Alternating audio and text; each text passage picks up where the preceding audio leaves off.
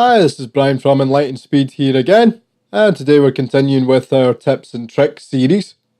The focus for today is note echo, which of the three original players which came out, is probably fair to say that it's the least used for most users, just going on what we see on the web really. But it's a very useful plugin, and we're going to show two ways of using the plugins from the Loopcracker suite to really give it a little bit more extra power and ultimately make it a wee bit more usable. It is one of those that it generates a lot of notes, so it needs a way of getting a bit of control over that. So the first thing we're going to do is a request that we saw on Facebook. Someone had asked about ways of getting players to do strumming effect. Now there is a strummer player in the prop shop, but this is a different way of doing it. The other one being a more kind of cerebral device where you have to decide what you're wanting to put in first. Whereas this idea is really just based on jamming and coming up with variations in real time. So as it's a strummer, if you have a look at the setup down at the bottom, we've got one of the guitar patches from the Reason sound bank. And as it's chords, we've made one slight modification to it. We basically just turned the Thor down because I think this one was originally intended to be a kind of single picking device rather than strumming. So if you play chords through it, it works out that it's very, very loud in the Thor clip. So the Thor needs to be turned down if you're going to use this particular patch. So the setup we're using, we have, to start off with, we've got our note echo up at the top. We've done the step length right down on this. We've got it at 8 milliseconds. That gives a reasonably nice kind of strum feel to it. If you have it much longer than that, then it's a very laboured strum. And if you have it much tighter than that, then obviously it starts to be, there's no strum there at all. Next we have our chord bank. The purpose of chord bank, what it's doing here is when the note echo pushes its notes out, the notes from note echo step up in pitch here. So we're using chord bank to quantize back into a scale. In this case, we're using just normal C minor. We have the mute chord triggers and MIDI switched on, and just set that back to 1 for now.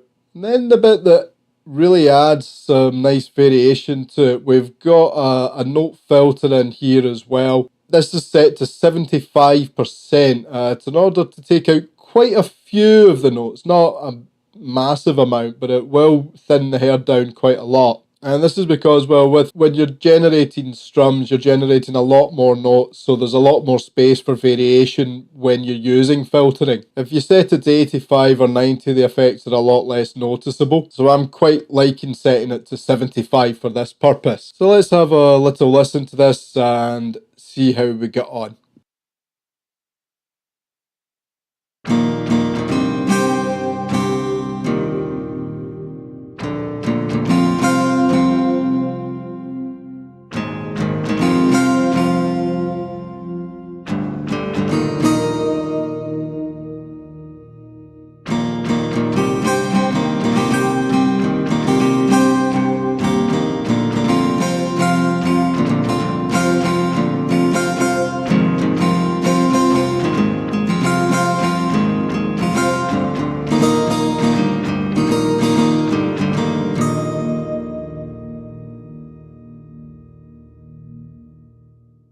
So straight away you can see it's a very, very good way of doing strumming. For me, as someone who came from a guitar background, that sounds a lot more authentic than any of the other devices which I know are strum capable. It gives you a very realistic and of course very musical way of doing strumming. So just to review the chain, it's very simple. You have a note echo with short step length. The pitch is at +2. This is probably about the best that you'll get for this type of effect. Much higher or lower, and it doesn't much sound like a guitar you're strumming. Chord bank in this case is set to the chords and scales linked. Of course, you could use the normal scale or the split mode. And note filter is just very simply the probability mode, which is switched on, set to 75.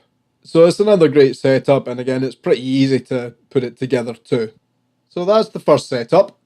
The second setup, we're just going to have a wee bit of fun by swapping out some of these devices. We're going to do a kind of homage to Karplus-Strong, but doing it with a drum sequence. So bear with me just a moment. I'm just going to swap some of these devices out.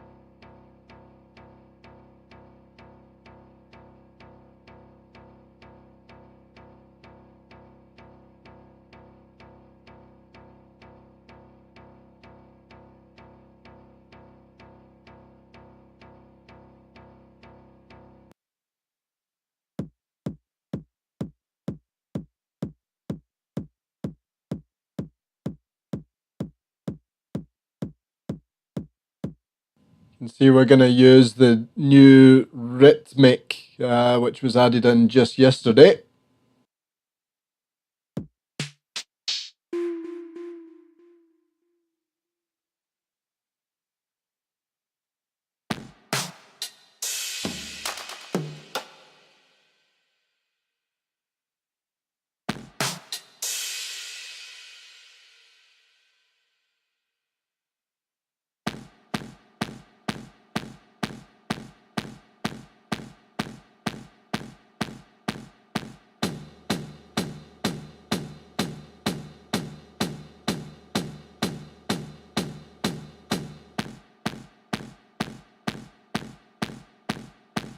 So we're going to find a new patch for this first on the drum sequencer.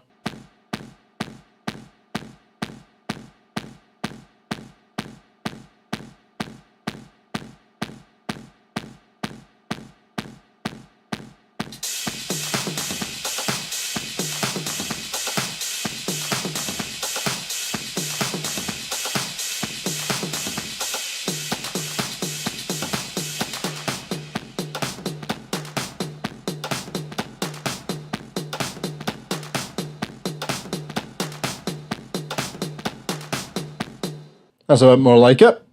So the first thing to do here is to move the step length of the note echo. Let's take it up, change it to tempo sync first, and let's see, have it at about 1/4 maybe? Let's have a go, see how that sounds.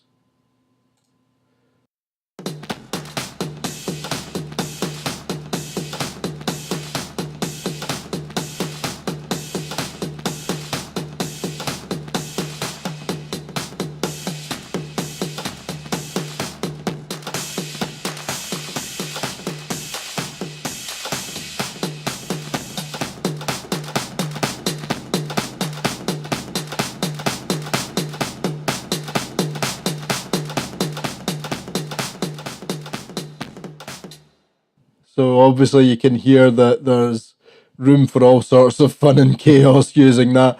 I'm just going to have a wee jam around here, so let's see what we can get.